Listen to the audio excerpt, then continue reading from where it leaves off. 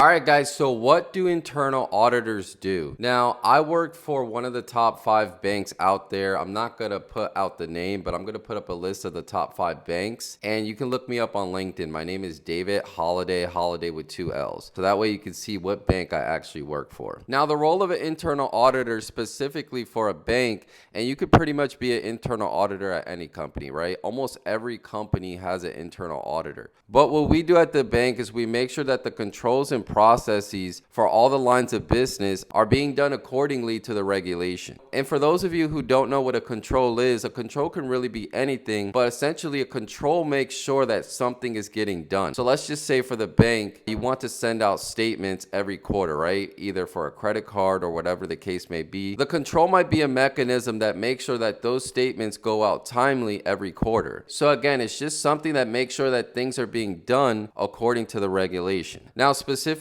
I work for consumer compliance, so my job is to protect the customer, right? The people that bank with the bank. Now, some regulations that I cover in my audits that you might be familiar with is the Fair Housing Act, the Equal Credit Opportunity Act, the American Disability Act, and that's just to name a few, but there's a lot more that we cover. All right, so there's 4 major parts to an audit. You have pre-planning, you have planning, you have field work, and then you have reporting. So what is pre-planning? Pre-planning is just getting ready for the audit. Pre-planning can last anywhere from 1 to 2 weeks, and it involves things like familiarizing yourself with the regulation, learning the provisions within the regulation. That way you're ready for the meetings with the line of business and you're ready to ask questions when you move into the planning phase of the audit. You're also looking at complaints from our complaint database that pertain to that regulation, so you know what areas to focus on when you're having your meetings and you're working through the audit. And one more thing that we do in pre-planning is that we look at prior issues from prior audits to make sure that those issues were resolved and are still functioning correctly. All right, so the planning stage of the audit. This part of the audit can last up until a month. And during this stage, we're meeting up with the lines of business and we're going over the controls for the audit. During this period, the business can bring up any issues that we don't know about. And we're writing up a design effective assessment work paper. And we'll decide based off the information the business gives us during the meeting whether the control is designed effectively. If the control is designed effectively, we'll pass the control and it goes into field work. If not, we'll fail the design and then we'll write up an issue for that control. All right, so field work. This part of the audit typically lasts a month as well. For the controls that passed in planning, we'll go ahead and request evidence from the business so we can test these controls. Now, the same thing as in planning, if we go ahead and we test the control and it fails in field work, we'll write up an issue for that control. Now, if the control passes, it will be deemed effective for that audit period. All right, so the reporting phase. This phase is probably the less work intensive part of the audit, but everybody has their eyeballs on this part of the audit because the audit basically gets an audit score, and then the lines of businesses are judged on their performance, in which shows whether they met the expectations of the regulation. And this report goes all the way up to the OCC, which monitors all banks. But yeah, that was just a high-level overview of the internal audit position. There's a lot more things that go into the role, but hopefully now you have a better grasp of the job. So let's continue the day in the life of the auditor and the financial nutritionist.